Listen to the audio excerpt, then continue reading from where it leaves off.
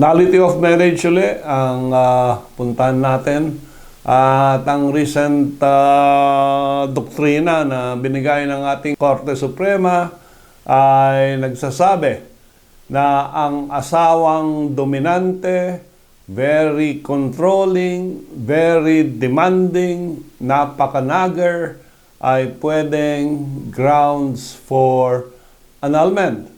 At ang sabi nila, this is also a part of the psychological incapacity, especially when it is existing before the marriage and continues after the marriage. Kasi nung araw, it was not considered yung attitude, yung behavior ng isang babaeng asawa sa pagiging demanding, for example, or controlling, no? Pati damit mo, siya ang magsasabi kung anong isusuot mo or paano ka sumubo ng iyong pagkain.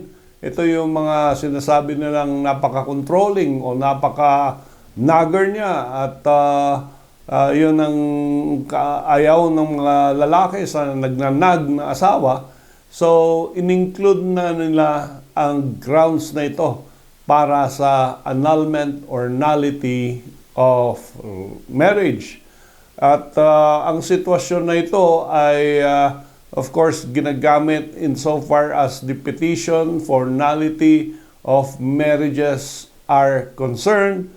Although it may not be a main ground, but it can be an additional ground doon sa pag-file mo ng petition para humiwalay sa iyong asawa.